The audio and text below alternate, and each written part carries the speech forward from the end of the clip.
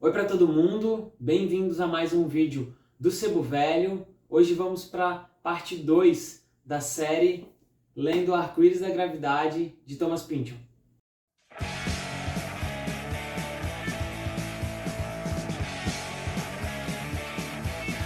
Primeiro eu quero agradecer a todo mundo que assistiu ao primeiro vídeo dessa série, uma série e um estilo de vídeo super nichado aqui do canal, voltado a pessoas que já leram o Arco-Íris da Gravidade, a pessoas que têm vontade de ler, pessoas que estão lendo, pessoas que leram e querem ler de novo, pessoas que leram e abandonaram e querem voltar, enfim, um vídeo nichado para pessoas que gostam de Thomas Pynchon e, para além do Thomas Pynchon, gostam desse tipo de romance maximalista, desse estilo de romance ultra pós-moderno, cheio de coisas, cheio de personagens, de maluquices e tramas intrincadas. Gostei muito das interações que o primeiro vídeo me proporcionaram e quero continuar essa série, mesmo já tendo terminado esse livraço, História para um outro vídeo aqui do canal. Hoje eu quero me ater na sessão número 2 de Arco-Íris da Gravidade, então venham comigo.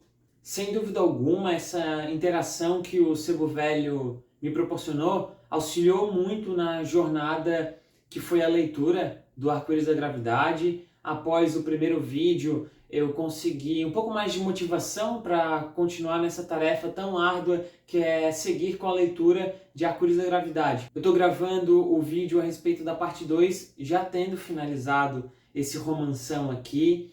E, enfim, minhas impressões gerais e totais sobre essa experiência de leitura vão ficar para uma outra hora. Como eu propus nessa série de vídeo, eu vou debater separadamente cada uma das 4 sessões do Arco-Íris da Gravidade, comentando as anotações que eu fiz, comentando um breve resumo de tudo que eu consegui pegar dessa leitura, apontando pensamentos que eu pude acessar enquanto lia, algumas reflexões, lendo trechos que eu achei interessante, levando em conta sempre que essa foi a minha primeira leitura do Arco-Íris da Gravidade.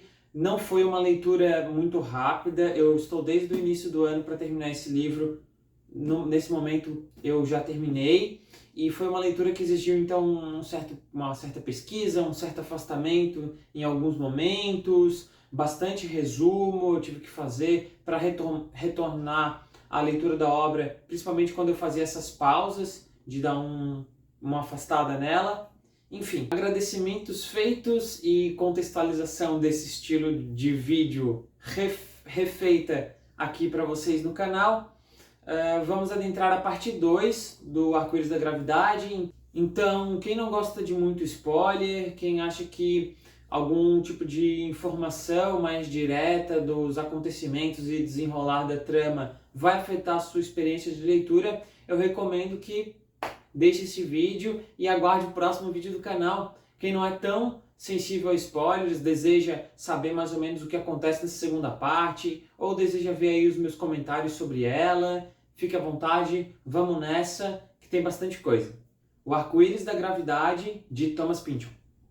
Seção 2, Um Pé ao Cassino, Hermann Göring. Você vai trabalhar com o galã mais alto e mais moreno de Hollywood, Marion C. Cooper, a Fay Wray.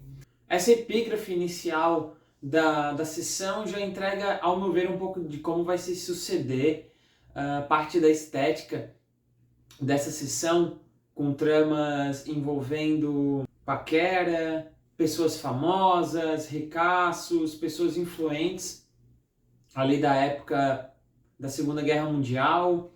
Um cenário todo paradisíaco, histórias baseadas todas em cassino, hotel, praias. Ao meu ver, deixa uma estética quase que hollywoodiana para essa segunda sessão do Arco-Íris da Gravidade. Quem assistiu a primeira parte de Lendo o Arco-Íris da Gravidade, lembra que eu falei que o personagem principal desse livro ficava meio que de escanteio durante toda essa primeira sessão. O Tyrone Slothrop abre espaço para uma série de outros personagens secundários que estão à sua volta, estão na sua cola e não aparece tanto. Isso muda completamente na sessão número 2 de Arco-Íris da Gravidade. Essa sessão aqui, ao meu ver, não só por ser a seção mais curta do livro. Nessa edição que eu tenho aqui, ela vai da página 179 a 271, então são menos de 100 páginas, mas não é só por uma quantidade menor de páginas que ela me pareceu mais tranquila de se acompanhar, e sim pela trama. Os capítulos dessa seção se basearem todos praticamente no Slothrop. Em alguns momentos vai dar um pulo para alguns outros personagens, mas em maior parte do tempo a gente tem o protagonista mesmo do Arco-Íris da Gravidade aparecendo. Essa sessão número 2 já começa bem engraçada. Quem já leu o Arco-Íris da Gravidade vai lembrar desse momento icônico, onde temos o Slothrop e mais dois amigos, o Slothrop americano, e os dois amigos são agentes da inteligência britânica. Eles estão disfarçados em uma espécie de hotel-cassino na Riviera Francesa, no litoral da França. E tem uma passagem hilária deles pedindo dicas para os Slothrop de como paquerar mulheres, pois, segundo esses britânicos, os americanos levam mais jeito para isso, sobretudo os Slothrop. Eles se surpreendem quando os Slothrop pegam uma camiseta ultra estampada, assim. Eles até ficam tirando uma onda, não acreditam muito bem que o Slothrop vai conseguir alguma coisa com as mulheres ali da França, se vestindo do jeito que ele se veste e tal, mas mesmo assim eles colam na do nosso protagonista.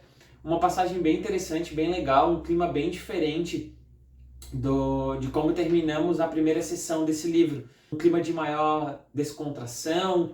A gente tem aqui o Slothrop um pouco menos tenso, um pouco menos jogado de um canto para o outro, ainda que a paranoia ronde por ali alguns pensamentos dele no início dessa sessão. Um dos caras que está com o Slothrop é o Bloat, um personagem secundário que apareceu lá na primeira sessão e estava investigando o nosso protagonista.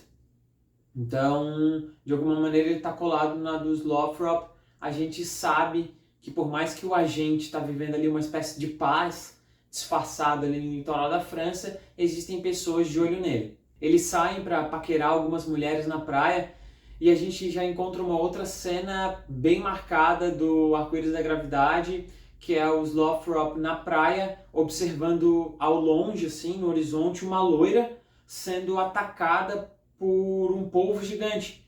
E numa cena assim muito destoante, né, da realidade, uma cena que parece um filme de ficção científica dos anos 50, tem toda uma estética daqueles filmes da grande criatura, o monstro da Lagoa Negra, da tarântula gigante. Tem toda uma estética desses filmes dos anos 50 de criaturas muito grandes atacando uma loira bonitona. O Slothrop salva essa mulher e não precisa fazer uma leitura muito atenta do Arco-Íris da Gravidade nesse momento para a gente já perceber que existe alguma coisa muito estranha nessa cena. Primeiro porque o único polvo que tinha aparecido no romance até então era o polvo Grigori, que foi dado para o cientista Pointsman fazer experiências lá na seção 1. Brevemente é mencionado isso, mas fica bem marcado na memória dos leitores. Então a gente facilmente faz a ligação. Será que esse polvo não é o polvo Grigori, lá do Dr. Pointsman? E muito gentilmente o narrador do Arco-Íris da Gravidade vai confirmar essa paranoia pra gente. É algo que eu, quando estava lendo, me surpreendi. Uma conexão paranoica sendo feita, sendo entregada de bandeja com facilidade para o leitor no Arco-Íris da Gravidade. É algo que não se costuma ver muito bem. Logo no final do resgate da loira, onde o Slothrop sai como grande herói, para a felicidade dos colegas britânicos dele, já aparece uma outra cena do Pointsman pegando o polvo de novo e a gente descobre que aquela loira é uma agente dupla, a Katya, acho que é assim que se pronuncia, que também foi apresentada brevemente na sessão 1. Então, por algum motivo, colocaram ela na praia sendo atacada pelo polvo Grigori para que o Slothrop a resgatasse, a salvasse e os dois se encontrassem ali. Isso vai marcar a sessão número 2 do Arco-Íris da Gravidade. Toda essa sessão, Um Perm ao Cassino, Hermann Göring, é marcada por uma certa confirmação do da frequência paranoica em que os Lothrop se encontram. Seja por essas confirmações de que na verdade ele não está paranoico, fazendo ligações, as coisas estranhas que acontecem na volta dele realmente fazem parte de um todo que conspira para, de certa maneira, interferir na vida dos Lothrop, mas também vai ter elementos de paranoia que ficam sem explicação. Então é um capítulo, é uma seção pequena, mas onde a paranoia explode a reviria. Gostaria de destacar logo nesse início da seção 2 uma ligação que eu pude fazer enquanto lia O Arco-Íris da Gravidade. Um romance que fala tanto de paranoia, mas que em alguns momentos traz também o conceito de destino para seus personagens, para as coisas que acontecem. Então eu vou ler uma parte aqui, um trechinho da página 186, quando o Tyrone encontra a Kate, salva ela do povo e rola um clima entre os dois ali.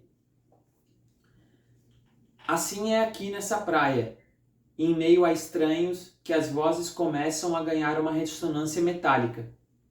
Cada palavra um estalo seco, e a luz, embora tão forte quanto antes, agora ilumina menos.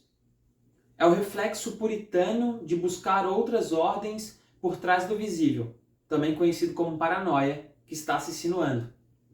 Pálidas linhas de força desenham-se no ar marítimo, pactos jurados em sala, já reduzidas por bombas a plantas baixas, e não de todo por acidente de guerra, se oferecem. Aquele caranguejo não foi encontrado, sua besta. Nem o povo, nem a garota estão aí por acaso, não. A estrutura e o detalhe vêm depois, mas a conspiração à sua volta ele sente agora, de imediato, no coração. Um trecho onde os Lothrop já começa a fazer uma leitura assim, bem paranoica de tudo que está acontecendo ao seu redor. E, de novo, no final desse encontro, a gente confirma que o povo, a mulher, foram colocados por planos de outras pessoas. E daí por que eu faço a ligação com o destino? Porque logo no final desse trecho que eu li, a Kate vai pegar o braço dos Lothrop e vai dizer o seguinte: talvez, afinal de contas, nós dois tínhamos mesmos que nos conhecer. Olha só que interessante, né? Essa ideia do nós dois tínhamos mesmo que nos conhecer, como se fosse algo do destino. E me fez pensar nesse trecho e depois no restante das páginas desse livraço, o quanto destino e paranoia podem, de certa maneira, confabular juntas, podem se aproximar, o quanto um pensamento que atribui os acontecimentos da vida, que atribui os encontros e desencontros da vida, que atribui outros fenômenos da existência ao destino, podem, de certa maneira, se aproximar ao pensamento que atribui tudo à paranoia, a que existe uma grande manipulação para as coisas estarem dadas como estão, né? Evidentemente, um me parece trazer mais sofrimento e o outro menos. Mas eu não deixei de refletir no quanto, por mais diferentes que eles sejam, eles também carregam uma certa semelhança e aproximação, né? Me digam aí nos comentários o que vocês acham. O destino e a paranoia têm semelhanças para vocês também? Faz sentido essa reflexão que eu tive? Deixem aí nos comentários. Depois da gente descobrir que o povo e a Kate foram colocados de propósito, começa a grande história de amor dos Lothrop e dessa agente dupla. Eles vão ficar hospedados junto no Hotel Cassino e vai se suceder a partir daí uma série de passagens do relacionamento dos dois. Os dois, cenas de sexo, cenas de conversa, cenas de briga entre eles. Uma cena que eu achei espetacular, que é quando os Lothrop tá pelado e alguém pega as roupas dele do quarto do hotel e ele vê essa pessoa fugindo pelo corredor. E ele começa numa cena de ação assim, de uma das melhores que eu li nesse romance, numa cena de ação, começa a correr atrás desse cara que roubou suas roupas, vai saindo hotel afora pelado, depois pega pega uma espécie de pano roxo e consegue se tampar um pouco e continua correndo atrás do cara até ficar preso numa árvore, os amigos dele encontrarem ele e darem uma mão para ele, assim. Mas no meio desse love todo com a Kate, a paranoia não deixa de acontecer, né? Esse cara que roubou as roupas dele aparece, ninguém sabe para onde ele foi, uma série de outros eventos estranhos vão acontecendo na volta do Slothrop e ele continua a suspeitar, né? De que esses elementos todos, não só o polvo, não só a loira, não só o cara que roubou suas roupas, são pessoas que têm interesses vários nele agindo em sua volta. É uma sessão que, por mais que seja pequena, ela tem muita informação.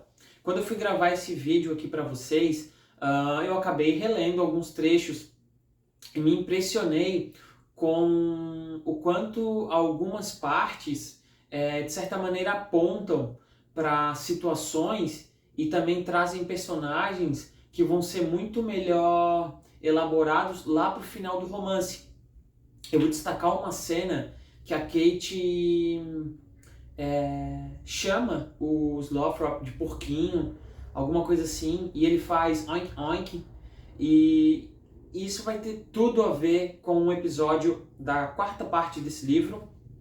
E também destaco uma conversa que o Slothrop tem com algum outro personagem secundário que está no Hotel Cassino nessa sessão aqui, onde eles fazem menção a um terceiro personagem que vai aparecer e ser explorado muito melhor lá na frente. Essa pequena revisitação que eu fiz da sessão 2 me ajudou a comprovar, mesmo agora tendo terminado o livro, que ele realmente sim possui muitas estruturas bem amarradas e eu perco muitas das referências que tem aqui, tá? Já vou adiantar um pouco para vocês algumas que não consigo encaixar muito bem, mas me parece que nada está em vão no Arco-Íris da Gravidade. Eu sei que bastante gente vai desistir da leitura, bastante gente vai dizer que é uma bobagem, uma perca de tempo, ou que o Pynchon está simplesmente rindo da nossa cara, escrevendo um romance muito maluco. Eu acredito que ele está sim rindo da nossa cara também, mas eu acredito cada vez menos de que as aleatoriedades, os elementos enciclopédicos pequenos, as referências aqui estão jogadas só por jogar. Cada vez mais que eu leio sobre, que eu revisito partes, eu percebo que tudo tem um motivo para estar aqui. E isso é bem paranoico e é assustador. Depois de muita loucura no cassino com a Kate, depois do Slothrop começar a estudar sobre foguetes lá, conversar com um matemático, conversar com uma gama de vários personagens, ele cai num momento bem depressivo, bem melancólico, quando percebe que a Kate simplesmente foi embora sem deixar rastro nenhum. O Slothrop não sabe para onde ela foi, mas a gente sim, vamos ter uma cena da Kate na aparição branca, aquela sede dos médiums da unidade mediúnica de inteligência dos aliados, que eu comentei lá no primeiro vídeo. Ela tá lá com o Pudding, que é um dos personagens, aí, um general bem importante, também tem seus interesses no Slothrop, e vamos ter uma cena bem famosa do Arco-Íris da Gravidade, que fez, eu acho, bastante gente parar de ler, que é uma cena de sexo escatológico entre os dois.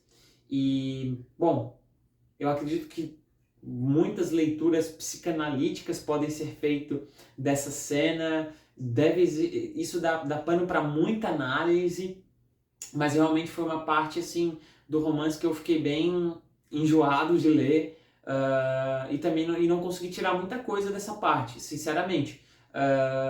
É uma das partes realmente difíceis de se passar, dá uma certa vontade mesmo de desistir, não dá para entender muito bem o porquê aquilo tá ali, mas de novo,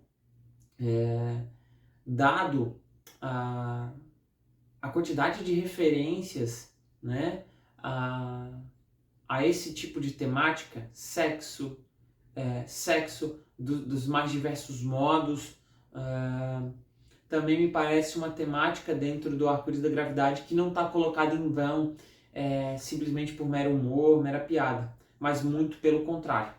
Né? Lembrando da passagem da jornada na privada do Slothrop lá na primeira sessão. Enfim, coisas que numa primeira leitura eu não consegui pesquisar muito, conseguir dar muito sentido para aquilo, mas tá valendo. Primeira leitura, tive que prosseguir e assim a gente vai nesse vídeo também. Após essa cena escatológica da Kat e do Pudding, voltamos ao Slothrop no Hotel Cassino, na Riviera Francesa. Começa uma série de infodump nesse momento, o Slothrop começa a aprender um monte de coisa e essas informações são jogadas pra gente, tudo muito rápido e tudo muito cheio de detalhe, numa sessãozinha que é bem curta, como eu já falei aqui. Ele vai descobrir sobre uma série de ligações de empresas como a Shell e empresas que os antepassados e familiares dele tinham ligações dessas empresas com a questão da fabricação de foguetes. Vai descobrir também uma série de ligações de aliados com nazistas, com a Alemanha nazista, jogando pra gente uma série de nomes de pessoas que existiam e não existiam, o que me faz pensar também que uma pesquisa mais aprofundada seria interessante para verificar se realmente existiam certas ligações dessas que o romance traz. Uma vez que o Pynchon também é um grande escritor historiador.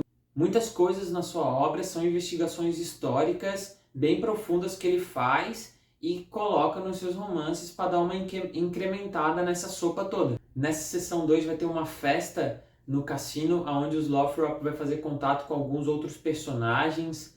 Numa dessas festas vai ter mais uma cena icônica e maluca do Arco-Íris da Gravidade, que é um tanque de guerra com uma mulher pilotando ele, que invade uma dessas festas, destrói tudo e faz com que o Slothrop tenha que fugir simplesmente para Nice, na França, né? Com uma outra identidade. Nessa fuga, com o codinome de Ian Scoffing, um jornalista britânico, o Slothrop vai para Nice e depois vai para Zurique. Nesse meio tempo ele vai descobrir um plástico chamado Imipolex G. Acho que é isso, gente. Uma espécie de plástico que está no foguete 0000, que é um foguete que ele está atrás e que um monte de gente está buscando, e parece que é o foguete que é a origem dessa espécie de condicionamento que o Slothrop tem desde a infância, desde muito tempo atrás.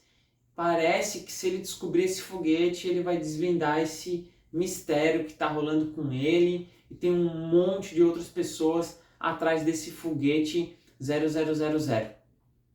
Esse tal plástico que faz uma espécie de carenagem nesse foguete, o Imipolex G, foi fabricado também dentre várias indústrias que se envolveram na fabricação desse material. Existe ali uma espécie de investimento de familiares do Slothrop, então parece que a sua própria família estava envolvida nisso também. No meio dessa confusão do Slothrop ser abandonado pelo seu lovezinho, fazer contato com uma série de outros personagens, assumir uma nova identidade secreta, viajar, descobrir um tanto de coisas sobre a bomba, descobrir sobre esse plástico misterioso, descobrir sobre a ligação dos seus antepassados com o financiamento da produção dessa bomba e desse plástico, eu fiz algumas anotações interessantes. Uma que eu gostei bastante diz a respeito da guerra, e está aqui na página 251.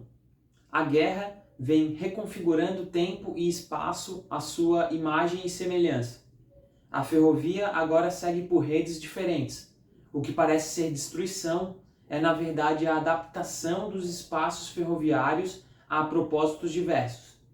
Intenções cujas bordas Slothrop, passando por elas pela primeira vez, começa agora a perceber. Gosto dessa profundidade que o Pynchon dá à guerra, aqui com um G maiúsculo, que vem reconfigurando tempo e espaço numa relação mesmo metafísica, reconfigurando tudo, a sua maneira a partir do seu acontecimento, né? A guerra como um fenômeno que mudou tudo, né? Que mudou a história do século XX, talvez. Gosto do tom da frase quando está escrito intenções cujas bordas Slothrop, passando por elas pela primeira vez, começa agora a perceber, né? E intenções que ele percebe somente as bordas, porque parece, nesse romance aqui, e em toda a trajetória dos Slothrop, que ele só vai até a borda mesmo das coisas. O centro, o miolo, dificilmente será acessado. Ainda nessa questão metafísica, voltando um pouco, na página 234, tem um trecho bem legal também. Foi só mesmo com a morte que Roland Feldspath se deu conta. A morte, com suas ótimas oportunidades de chegar tarde demais. E uma multidão de outras almas que se sentiam, mesmo agora, semelhantes ao foguete, viajando em direção às luzes azul pétreo do vácuo sob um controle que elas não conseguem identificar direito. A iluminação aqui é surpreendentemente amena, tão amena quanto as vestes celestiais. A percepção de uma população e uma força invisível, fragmento de vozes, vislumbres de uma outra ordem do ser. De novo, essa ideia metafísica da guerra, alterando tempo e espaço. Aqui numa comparação direta das almas subindo, controladas por alguma coisa, numa outra ordem de ser, a comparação dessas almas que estão deixando a Terra, os mortos, com a do foguete também, que está sendo controlado por uma outra ordem do ser, que está indo também para um azul pétreo. Gosto muito, tá? De como no meio dessa maluquice inteira, de coisas bem difíceis de serem entendidas, a gente encontra nesse romance com muita facilidade uma percepção do que foi a guerra bem assim bonita, e que traz essa camada metafísica que eu acho muito interessante, né? Traz ali, não só, já começa na piada, né? Já começa na piada da aparição branca, que é aquela unidade de médiums da inteligência britânica, e vai para reflexões como essa. Esse capítulo então vai terminar com os Slothrop assumindo uma nova identidade secreta, Ian Sculfin, esse espécie de jornalista britânico. E temos ainda uma última passagem ali do Pointsman com o Roger Mexico, lembram dele? Praticamente protagonista da primeira parte, aonde o Pointsman está tentando se livrar daquela paixão do Roger Mexico, a Jéssica, para que o Roger Mexico pare de ficar no love e se dedique mais ao trabalho que o Pointsman pretende dar para ele. De novo aí os personagens do Pynchon só querendo amar, só querendo curtir um love, e sendo arremessados loucamente nas suas tramas paranoicas. É isso, pessoal. Isso foi um pouco do que eu li na sessão número 2 do Arco-Íris da Gravidade, um Perman Cassino, Hermann Groing.